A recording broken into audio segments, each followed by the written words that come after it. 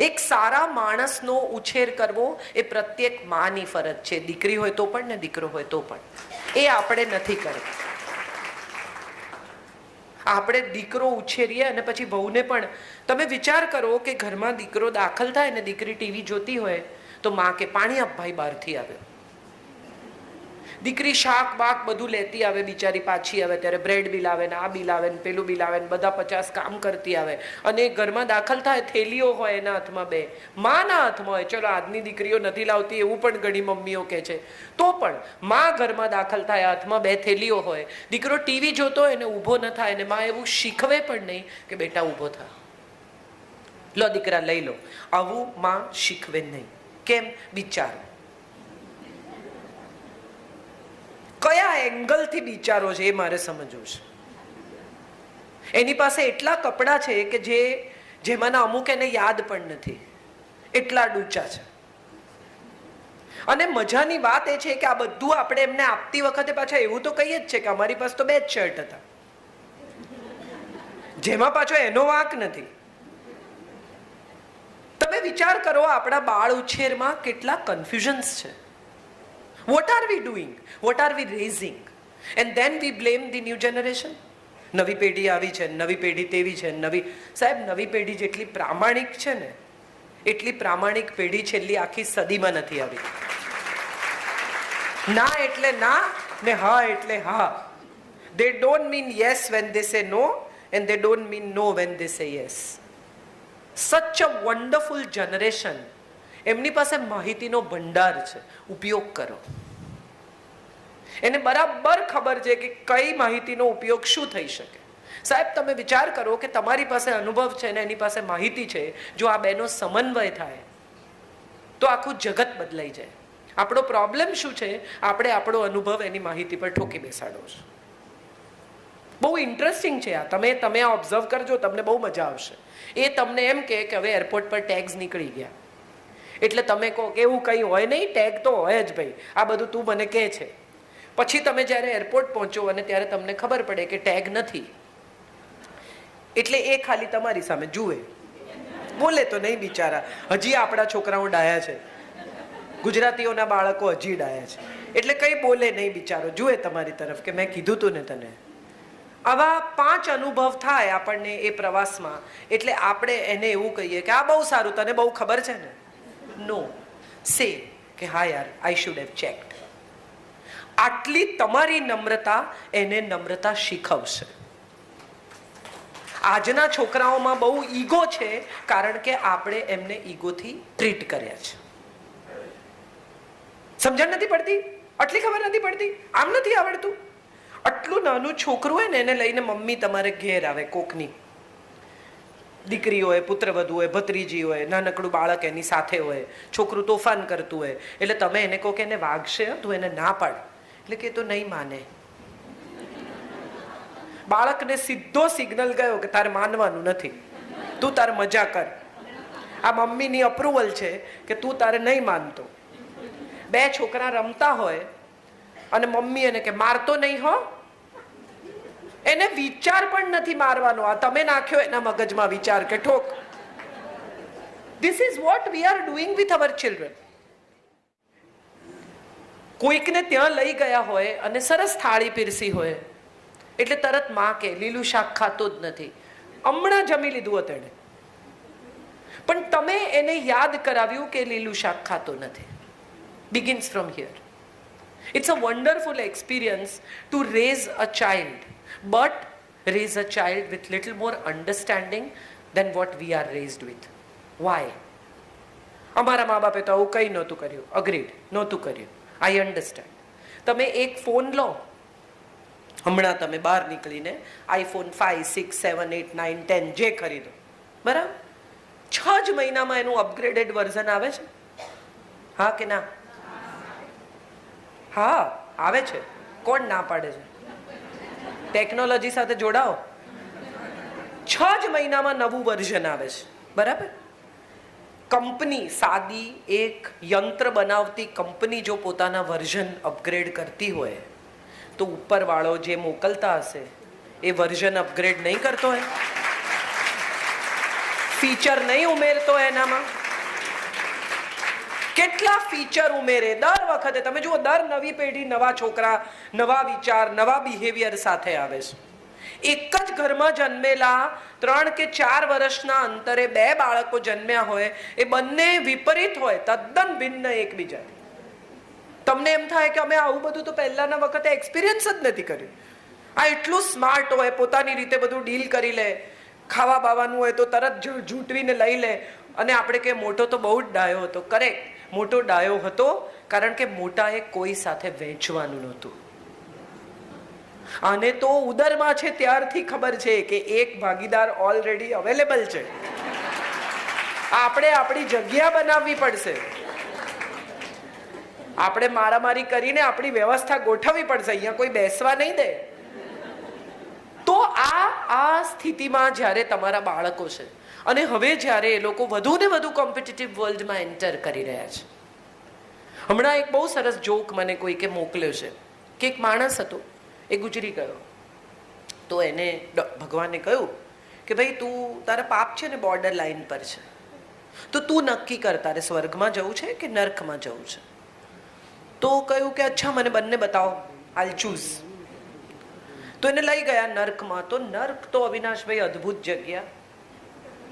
Mercedes આવે ને, ગાડીઓ આવે ને, ટૂંકા ટૂંકા સ્કર્ટ પહેરેલી છોકરીઓ ને, બાર ને, ટાઈમ સ્ક્વેર જેવી જગ્યા, આમ જળાહળા લાઈટો ને. તો આ યાર જોરદાર છે. તો હવે સ્વર્ગ જોઈ લઈએ. એને લઈ ગયા તો કઈ 2-4 ઋષિ મુનિઓ ને, દૂધની નદીઓ ને. અહીંયા કોણ રહે? આ બેકાર. આપણે ત્યાં. તો એને કહ્યું કે એકવાર વિચારી લે, એકવાર પસંદ કરીશ પછી બદલવાની ચોઈસ નથી. આપણી સાથે પણ અવારનવાર થાય છે. આપણને દરેક વખતે પસંદગીની તકો મળે જ છે. તમે તમારી જિંદગીને રિવાઇન્ડ કરીને જુઓ તો તમને ડેફિનેટલી સમજાશે કે તમને પસંદગીની તક મળી જ છે. તમે પસંદ કરી લીધા પછી તમને અફસોસ થયો છે કે અરે આ નહીં, પેલું કરવા જેવું હતું. કેમ? કારણ કે એના પર લાગેલો પ્રાઇસ ટેગ, એની સાથે જોડાયેલા પરિણામો વિશે વિચાર્યા વગર આપણે પસંદગી કરી. માટે હવે આ પ્રાઇસ ટેગના EMI આપણને ભારે પડી રહ્યા છે. બાકી એકચ્યુઅલી પસંદગીની તક તો દરેકને મળે છે. મને ઘણા લોકો કહે કે તમને મજા છે, તમે ટ્રાવેલ કરો, તમે આમ કરો, તમે આમ કરો, તમને કોઈ પૂછે નહીં. એકચ્યુઅલી સવાલ એ છે કે હું ઘરે પહોંચું ને ત્યારે ઢગલો કપડાં વોશિંગ મશીનમાં નાખવાના બાકી હોય. મારે ખૂબ એવી બધી જવાબદારી હોય. મારા જ લોટનો ખાલી ડબ્બો પ્લેટફોર્મ પર મૂકીને જતા રહ્યા હોય. લોટ નથી, એ આની સાઇન છે. અને સાંજની રસોઈ કરવી હોય તો હું ગમે તેટલી થાકેલી હોઉં, મારે ગાડી લઈને જવું જ પડે અને લોટ લઈ જવો પડે. કારણ કે મારે ઘરે 24 કલાકનો માણસ રાખી શકાય એમ નથી. હું હોતી જ નથી ઘરમાં. સો that's a very risky situation that I keep somebody. કારણ કે અમે 3 બહેનો બદલ્યા અને એક બહેને એકવાર હું અચાનક દાખલ થઈ ત્યારે એમના બોયફ્રેન્ડ અમારા ઘરમાં હતા. એટલે ત્યારથી અમે નક્કી કર્યું કે ચાવી કોઈને આપીને ઘર સોંપીને જવું નહીં. ઘર ખોલે, સાફ કરે, બંધ કરી દે, નીચે પાછી ચાવી આપી. તો આ પસંદગીની તક મને પણ હતી કે હું 24 કલાક ઘરમાં રહી શકતી હતી, હું બાળકો ઉછેરી શકતી હતી. મેં ઉછેર્યું મારું બાળક 10 વર્ષ. એન્ડ ધેન આઈ રિયલાઇઝ કે મારે કામ તો કરવું જ પડશે. સો તમે કામ કરતા હો તો એના ફાયદા છે, તમે ગૃહિણીઓ તો એના ફાયદા છે. એકતા કપૂર સાથે આખી બપોર ગાળી શકો તમે. કેટલા જલસા. એસી ચાલુ કરી, પગ લાંબા કરી, 3-4 લોકોને ફોન કરવાના, કમ્પ્લેન કરવાની. આ બાઈઓ યાર મને બહુ ગમે પણ હું કરી નથી શકતી. તો મને લાગે છે કે ગૃહિણીની લાઈફ બહુ અદ્ભુત છે. ગૃહિણીને લાગે છે કે મારી લાઈફ બહુ અદ્ભુત છે. આ જ મજા છે સાહેબ. કેટલાક લોકો રેસ્ટોરન્ટમાં જાય ને તો પોતાનો ઓર્ડર આપી દે, પછી બીજાના ટેબલ પર એની નજર જાય એટલે કે વો લે કે વો.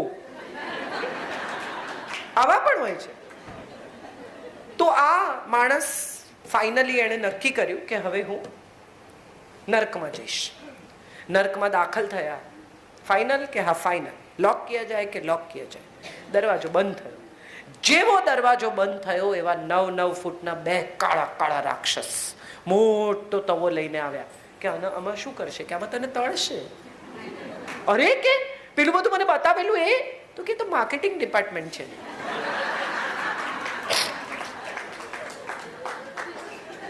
આપણને બધાને સુખ માર્કેટ કરવામાં આવે છે. સુંદર હોવામાં સુખ છે, પાતળા હોવામાં સુખ છે, લીસી ચામડીમાં સુખ છે, વાળ કાળા હોવામાં સુખ છે. પતિ પૂછે કે ઇતના નિખાર કેસે રહેતા હે? મારે આ બધા આટલા બેઠા છે એને ઉપર જે લોકો સાંભળે છે બધાને પૂછવું છે, કોઈ દિવસ તમારા પતિ આવું પૂછ્યું છે? ગમે તેટલો નિખાર હોય તો એ પૂછ્યું છે? ઉલટાની મજાની વાત એ છે કે તમે પાર્ટીમાં જવા તૈયાર થયા હો અને તમે પૂછો કે હું કેવી લાગુ છું, કે સારી લાગે છે.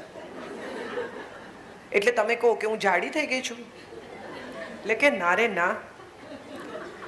હવે એક ટ્રેપનો સવાલ આવે છે. દરેક પત્ની પૂછે, મેં પણ પૂછ્યું છે, સાચું કોને? આ ટ્રેપ છે. મારે બધા ભાઈઓને કહેવું છે કે આ ટ્રેપમાં આવતા નહીં. એ કહે છે કે સાચું કહો, પણ સાચું કહેતા નહીં. કેમ કે જેવા તમે કહેશો કે તું પરણીને આવી એના કરતા તારું 10 કિલો વજન વધી ગયું છે, એટલે તરત કહેશે કે તમને તો પાતળી છોકરીઓ જમે છે ને. તમે પૂછ્યું, એણે કહ્યું. આપણે સત્ય માગીએ છે, પચાવી નથી શકતા. આ આપણો બહુ મોટો પ્રોબ્લેમ છે, બિગેસ્ટ ઇશ્યુ. બાળકને મમ્મી કે બધું કહેવાનું હા મને. પછી એક દિવસ 16-17 વર્ષની દીકરી કે 15-16 વર્ષનો દીકરો ઘેર આવીને કહે કે આજે મેં મિત્રો સાથે સિગરેટ પીધી. એટલે મમ્મી કે તારા બાપા પાન નથી ખાતા, કોઈ દિવસ આપણા ઘરમાં આવું કોઈને વ્યસન જ નથી. આ કોણ જાણે ક્યાંથી તને આવી ટેવ પડી? કોની સાથે પીધી? સારંગ સાથે. હવે સારંગ સાથેની દોસ્તી કટ. આટલા બધા સુધી જવાનું જ નહોતું. તમારે એને એટલું જ કહેવાનું હતું કે પીધી ને, એક્સપિરિયન્સ થઈ ગયો ને દીકરા, ડોન્ટ રિપીટ ધ એક્સપિરિયન્સ. ફરી ના પીતો, નહીં મજા આવે. તારા ફેફસા બગડશે. એને નેટ પર જઈને 4-6 કેન્સરના કેસ બતાવો, ફોટા બતાવો, એને કન્વિન્સ કરો કે આ ન કરાય, આ કર્યા જેવું નથી. એને બદલે આપણે શું કરીએ છીએ? એના સત્યને બદલે એને ભયાનક ખખડાવીએ છીએ. એ બીજી વાર તમારી સાથે સાચું નહીં બોલે, આ નક્કી. છોકરીને આપણે કહીએ તાર બધા મિત્રોને ઘરે લઈ આવવાના. પછી એનો મિત્ર આવે, આમ બધા ટેટુ કરેલો, લાંબા વાળ વાળો, કે આવો આવા છોકરાઓ સાથે રખડાય નહીં. બાહ્ય દેખાવથી નક્કી કરો છો કે છોકરો કેવો છે. તમે જાણો છો એને? ઓળખો તો ખરા. આપણે બાહ્ય દેખાવથી નિર્ણય કરતા થઈ ગયા છીએ, માટે આપણા બાળકો પણ બાહ્ય દેખાવથી હા અને નાનો નિર્ણય કરતા થયા છે. આપણે એમને એ તક જ ન આપી કે ભીતર ઉતરો, માણસને ઓળખો. આપણે નથી કરતા, માટે એ નથી કરતા. પસંદગી મેળામાં માં પણ ઇન્ફ્લુઅન્સ કરે દીકરીના ચોઇસને. હેન્ડસમ છે તો દાઉદ પણ આમ હેન્ડસમ છે, કાઢી નાખ્યા જેવો નથી. છેલ્લે નથી જોયો, જૂના ફોટા જોયા છે, પણ આમ હાવ કાઢી નાખ્યા લાયક નથી. દેખાવડો ચશ્મા પહેરીને, સ્માર્ટ છે. તો સવાલ એ છે કે આપણે આપણા સંતાનોને શીખવતા જ નથી કે જોવાથી થાય ને એને તો આકર્ષણ કહેવાય, જાણવાથી થાય એને પ્રેમ કહેવાય. આ ઓળખ આપવાનો આપણને સમય જ નથી. મા બાપ છોકરી માટે ઘર જોવા જાય. એક તો મને આ જોવા જવાની આખી પ્રથા સામે ભયાનક વિરોધ છે. ઘણા લોકો કે અમારી દીકરીને જોવા આવવાના છે, ત્યારે હું હંમેશા કહું કે ટિકિટ રાખજો. 10-10 રૂપિયાની ટિકિટ. છોકરીને જોવે છે ને, ઝૂમાં મૂકી હોય એમ. અને મા બાપ પણ એને વાળ સીધા કરાવી આવે ને, ફેશિયલ કરાવી આવે ને, આમ કરાવી આવે ને. કોઈ દી ન પહેરતી હોય છોકરી બિચારી, એને પંજાબી પહેરાવે. શું કામ? એ એમના ઘરમાં કેવી રહેવાની છે એવી જ રજૂ કરો. ન માર્કેટ કરો તમારા બાળકને. એને પણ બહુ ખરાબ લાગે છે આ આખી માર્કેટિંગની પ્રથા. માણસો આવે, એને જુએ, ખરીદે ન ખરીદે, ભાવતાઓ કરે. શું કરીએ છીએ આપણે આપણા સંતાનો સાથે? અને શું શીખવી રહ્યા છીએ આપણા દીકરાને? હવે છોકરાઓ બહાર કેફેમાં મળવા જાય. નવા છોકરાઓ એ પણ શીખ્યા છે કે ભાઈ અમે ફેમિલી નહીં, અમે બહાર મળીશું. Very good. બહાર મળવાના હોય તો પણ તમારી દીકરીને કહો કે રોજ જેવી કોલેજ જાય છે ને એવી જા. તને એવી પસંદ કરે ને તો જ સાચો, કારણ કે રોજ એવી જ જોવાનું છે. એકતા કપૂરની પિક્ચરની જેમ આમ જરીવાળી સાડી પહેરીને નહીં ઉઠે તો ઊંઘમાંથી. તમે વિચાર કરો, આ અભિષેક કે આ અજય દેવગન, બધા બિચારા પરણ્યા. હવે જે કાજોલ કે જે ઐશ્વર્યાને આપણે જોઈએ છે એ તો કેવી, એના પર મનીષ મલ્હોત્રાએ કામ કર્યું છે, એના પર મિકી કોન્ટ્રાક્ટરે કામ કર્યું છે, એનો મેકઅપ કોકે કર્યો છે, એના વાળ કોકે કર્યા છે ને, અદ્ભુત આમ તમારી સામે આવીને ઊભી રહે તો રૂપરૂપના ને એટલું ઓછું એમ ફોટોશોપ થાય, એ પછી તમને રજૂ કરવામાં આવે. અભિષેકે કે અજય દેવગને તો સવારે એને ઉલ્લી ઉતારતી જોવાની છે, કરીને ઉલ્લી ઉતારતી હોય કે આમ બ્રશ કરતી, કેવી લાગે તમે વિચારો. એને તો એવીને જ પ્રેમ કરવાનો છે. અને જો એવી સ્ત્રીને પ્રેમ કરી શકો તો માનવું કે આ પ્રેમ છે, બાકીનું આકર્ષણ છે.